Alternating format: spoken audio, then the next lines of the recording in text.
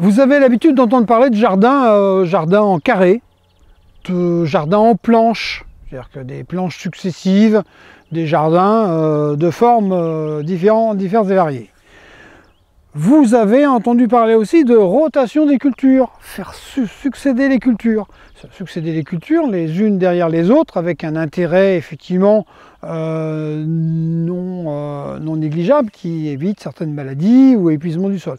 Donc rotation de culture, c'est quand même conseillé d'en tenir un petit peu compte dans un potager. Rotation, ça tourne. Et ça tourne mieux lorsque c'est rond. Eh ben moi, je vais vous parler d'un jardin en rond. En jardin en rond, tel un mandala, c'est l'idée qui m'est venue pour faire comprendre comment succéder ces cultures. Un jardin en rond dans lequel on va mettre tous les ingrédients qu'on met dans un jardin classique.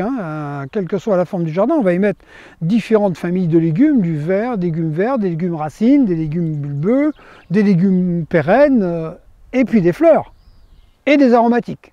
Donc on va y mettre tout ça dans un jardin.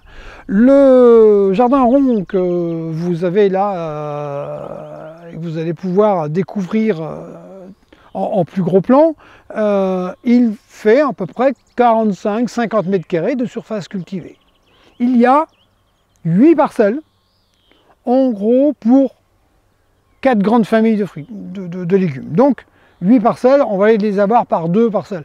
Pourquoi je n'ai pas fait que 4 parcelles? Parce que ça me semblait plus simple de segmenter un peu plus. Et lorsqu'on verra qu'il y a de la segmentation à faire lorsqu'on parle de rotation de culture. Il y a donc ces 8 parcelles en rond. Et au milieu, il y a une parcelle tout en rond, sur laquelle il va y avoir quelques plantes aromatiques, quelques condimentaires et des fleurs. Ce qui n'empêche pas d'avoir des fleurs dans chacune des parcelles, et notamment au pourtour aussi. Et ce système-là vous permettra, je l'espère, d'avoir une meilleure compréhension des rotations de culture. On partira d'une variété, d'un groupe de légumes qui va se déplacer dans le sens d'une monte et qui va tourner comme sur un cadran, de façon à tourner sur 4 ans et revenir sur cette parcelle-là au bout de 4 ans, de façon à ce qu'on ait la meilleure compréhension. Et une fois qu'il va être mis en place, je vous donnerai des outils pour le mettre en place.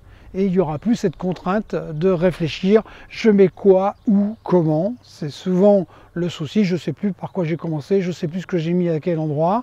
Je vais vous donner les outils pour qu'on puisse avoir un jardin avec une rotation de culture facile.